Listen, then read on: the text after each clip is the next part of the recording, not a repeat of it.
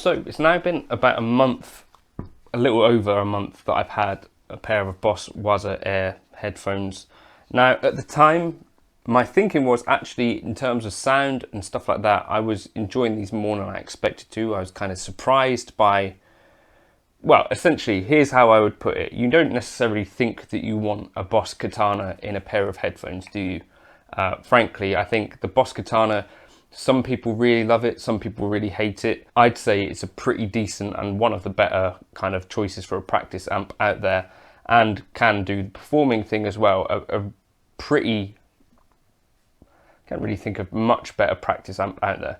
Anyway, so, but if the pitch for you was, you know, do you want a Boss Katana in a pair of headphones, you might say, I'm not sure. And then if I told you that it was sort of about £400, you'd probably say, actually, I think I'm all right for that. So, however, if you read the reviews of Boss Waza headphones around the place online, there's a certain chunk of people for which the Waza Airs have really been a revelation. And so in this month, I haven't used them a whole lot, but there have been specific things that I have used them for, and I can totally see that something like this, there's a gap in the market for it, I think. It is my take on this.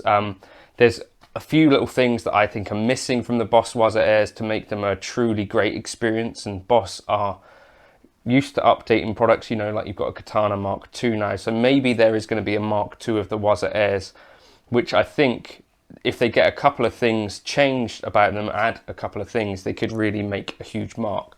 So I guess the most important factor is tone. Now, as I say, you don't necessarily think you want a Boss Katana in headphones, but the Crunch amp specifically, I really like. It might even be the lead amp, but you can get really great tones out of these. And to my ears, you know, I'm not thinking, right, I need to change this, I need to tweak this. I've set up a preset really quickly, kept it pretty simple, and the idea is that I can put these on every time. I'm just going, okay, well, I'm playing with that tone then, and that's absolutely fine because I'm using these as a practice tool. So I think the tones are there. If you're a person who wants to get really into kind of tweaking and all that stuff, the capability is there. You've essentially got the capabilities of a Katana, but in the app itself, so you know you can put in delays and all that stuff. The only thing missing tonally, you can't do like stereo stuff. So for me in headphones, one of the things that I quite like is a dual delay, panned hard left and hard right. The way that the Wazas work is that you kind of got this idea of a mono amp within a space. So the reverb is stereo and you're like turning around within this space, but the actual source itself is mono. And that might be something that might be cool to be able to spring the delays or whatever post, so that you can have like stereo reverb, stereo delays. I think that would be cool. As it is, it's not a deal breaker though. Question, is it just a gimmick having the kind of thing where you're turning your head and the amp moves around? I'm sort of on the fence about it, but I can see, having spent quite a bit of time with it, when you're practicing, it can help to get rid of this kind of fatigue thing. And it can also help, you know, if you're the thing that you're listening to, the guitar part might be right down the center, you can turn your head off center, and so your part that you're trying to match up with it will be, you know, over in your left ear, and the main part will be still in the right. So that's really useful actually. And you know, you can turn your head around and change the tone, you know, like if you turn around you get less top end, for instance, if you're kind of having the amp behind you virtually. So it's pretty cool in that way. That's how I've been using it. I've been using the amp kind of in this moving space, and the actual sound of the music itself on my phone, I have, where is my phone? I have set to like static, I think it's called. So if I go to Waza Air and the guitar position moves, you can maybe set that to surround as well. But yeah, I found that useful. You can also lock the gyro if you want to. Yeah, and the amp model that I'm using mostly lead, and I had the gain at 75, the bass at 50, the middles at 100 mids, and the treble at 22. And I just have some basic kind of delay on that, and a bit of a boost, I think. But yeah, that's worked totally fine, and you know, you can use your volume knob if you need to. What I'm finding that I'm using it for in reality is, you know, at the end of the day, potentially when you think, right, I need to practice this specific thing. So I'm going into the studio later today to record some solos and stuff, and I've got to repeat a thing that I did kind of a few months ago. So what I've been doing, I've got the tracks on my phone, and I can just kind of skip back to the parts that I need to practice more and sort of press play and do that. And it's a bit quicker than jumping into the studio and turning on the computer. And it has meant that I'm actually practicing this more than I think if I didn't have these. The other cool thing about it is you don't have cables everywhere. You don't have to plug into a plug. So if I want to practice it downstairs, I can do that without moving stuff downstairs. And if I have to sit with the dogs, I can still do it with these. So I have actually spent some fairly good hours practicing with these, and they have definitely, I'd say, enabled me to practice this stuff a bit more. The other thing that I've been doing occasionally is just using this thing here and plugging that into the output of a Boss RC202, which I've got down on my pedal board. If you've got like a stereo pedal on your pedal board at the end of it, you could use one output for this and then plug into the front, and you got your pedal board into the clean amp on this.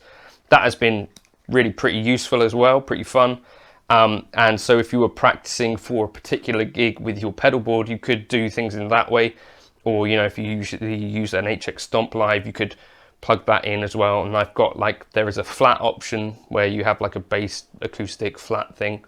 Just plug it into that, and you've got basically the same sort of experience, but with the device that you're used to using. So that's been fairly cool as well. Who's it for? I think on that basis is for people that want to get a bit more practice time in, but potentially have sort of limitations sound wise or limitations time wise. The other thing is if you're needing to buy some Bluetooth headphones anyway. So like for me, I bought this phone and it doesn't have a headphone normal jack. So for me, some Bluetooth headphones are occasionally useful to have.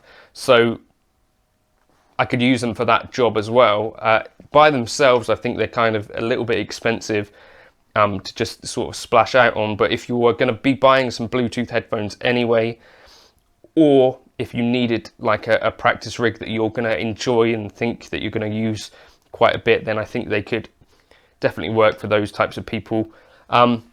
Also, because of the portability, this is the sort of thing that if I was traveling to hotels a lot, or, you know, away from home quite a lot, I would definitely get a pair of these and stick them in a gig bag and take them on the road with me, because definitely it's pretty optimal, I think, in terms of a practice rig, to be able to just chuck these on, plug it in, have really no time between the time that you started wanting to practice and actually practicing. Once you've got it set up, I think you could pair it with an air step as well, and then you could change channels on there if you wanted to do that, and you could get even like more powerful practice rig.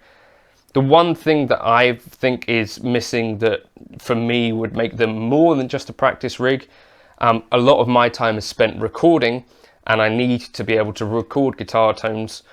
This could be a cool part of that, but it doesn't have any output for that purpose. And some people online have done modifications for this, but I think if they're going to do a Waza Mark II, for me, the number one thing that is missing, I'd say, would be a recording output. Now you've got a jack here, which could be used for something.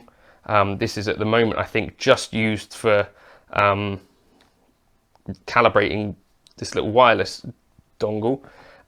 If they could change that up so that that could send a stereo signal out to an interface, that would make this a whole lot more useful for me. At the moment, it's just a practice tool. And for me, a lot of my time playing guitar is actually supposed to be kind of either recording, working, that sort of stuff. So I can't use these for much of that. That's one thing that I would definitely change about it. The other thing would be to have kind of stereo capabilities, so you're not just having delays right down the middle. I'd like that to be spread across the stereo field.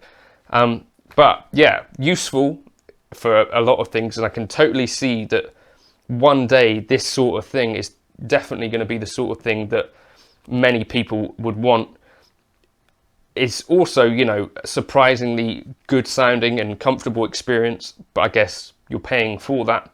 But I'd like to see what other companies come up with in this kind of vein if they choose to. But as I say, for me, the recording output would be the main thing that I think is missing, that is needed. Why wouldn't you just buy a normal pair of headphones? I guess because you want this kind of wireless experience, and also you'd still then be tethered to whatever is making your sound and stuff. So this is actually pretty useful if you wanted to sit in a garden, if you wanted to take it to a hotel room, all of that stuff. The only thing that I think is missing is that recording capability. So let me know in the comments, have you tried a pair of these? Did you like them? Did you hate them? Did you find them sitting on the shelf for an extended period of time and think, I need to sell those? I think I'll keep them on the shelf, and when I need to practice a certain thing, they'll definitely come out for that. And you know, if I was traveling, again, they'll come out for that. It's the sort of thing that I think is handy to have around for certain things. It's not an everyday thing for me, but occasional, really decent use, I think. I'll catch you in another video soon. Sorry there's no playing in this video, but I can't record with them, can I? Cheers.